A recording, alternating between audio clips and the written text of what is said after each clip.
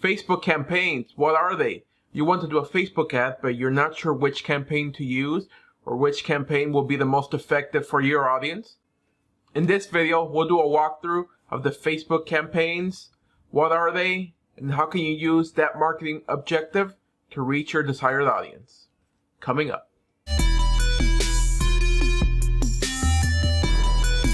Hey there again, it's Carlos with Zepeda Media, bringing you the best digital media tips, tricks, and walkthroughs.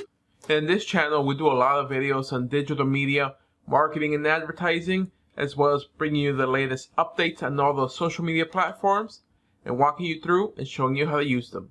So if you're new here, consider subscribing. Okay, so let's get into Facebook campaigns. So when you first create an ad, on the campaign step, you'll be asked to select a marketing objective.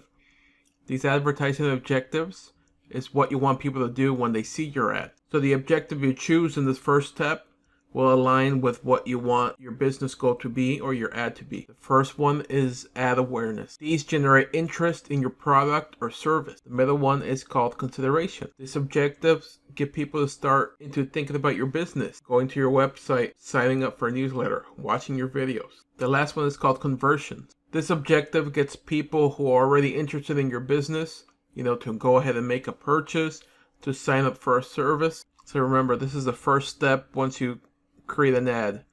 Awareness, consideration, and conversion.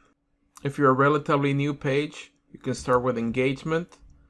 You can start building what we call social clout by having people or your page get more page likes or post engagement. The more engagement or likes your page or your post get, the higher or the more likely it is for more people to also jump on and start liking or engaging your post or liking your page. People start saying, hey, look, they have 2,000 likes, 3,000 likes. So, hey, maybe I should follow them. Maybe I should start liking or following this page as well. Let's see what's interesting about this page.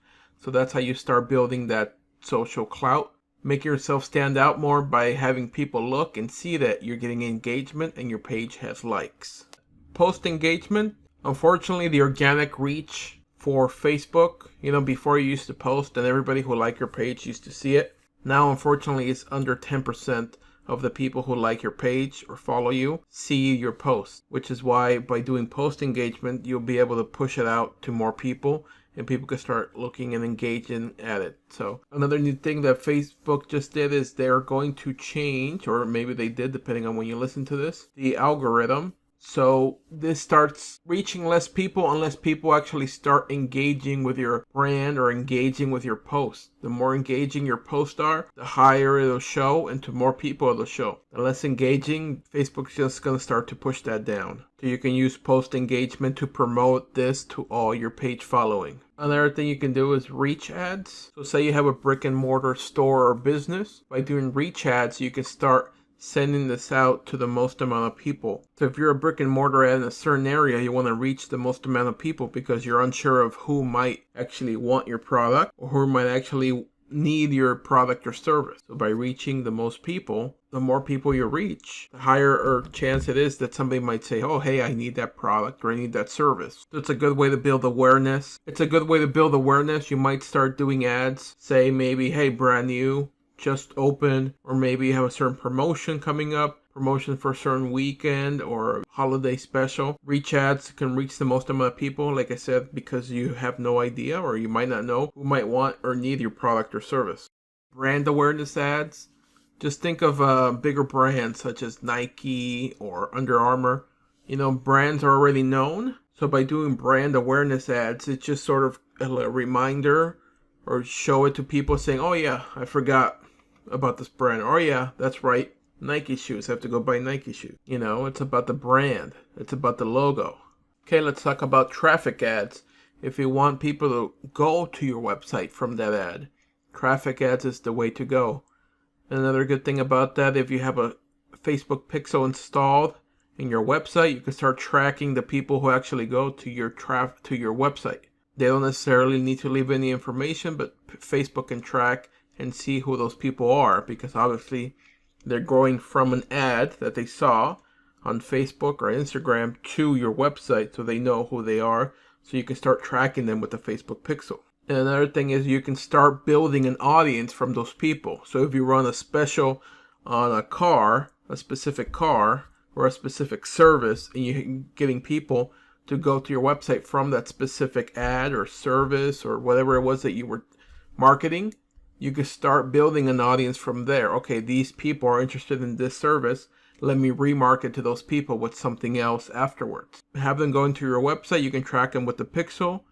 And from there, you can retarget to them later with a different ad. Remind them again in case they didn't purchase what you were trying to get them to purchase, or in case they didn't sign up for a specific newsletter or a specific service. You can retarget to them with the Facebook pixel, doing a conversion ad. You can retarget to them using a conversion ad later, so you can retarget again to those people who went to that website.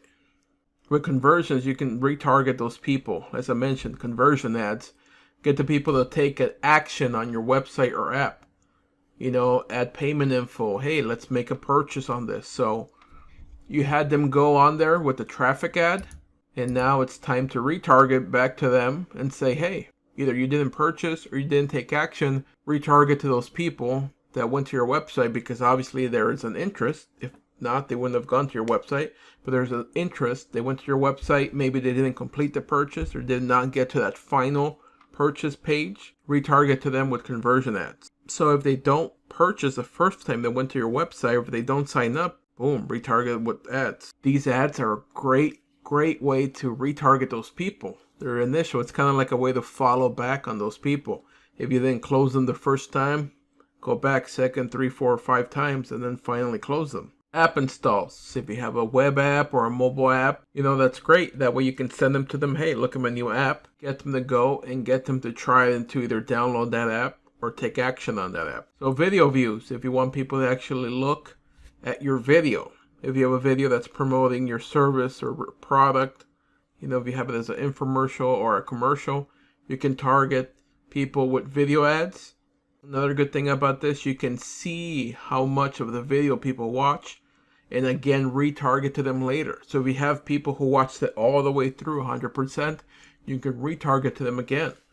If people watch 50% of it, you can retarget again to those people. So they were interested. The more they saw, the more likely they are to take action on your product, service, or anything that you're offering. So again, this one you can retarget to those people. You can go and say, hey, I want to retarget to the people who saw 100% of my ad. Another good thing about video views is think about when you're on your newsfeed. People are most likely to stop when they see a video. Better opportunity of having them actually stop, take a look, and see what your business or brand or product is all about. Statistics show that people are more likely to look at videos, and the retention is much higher.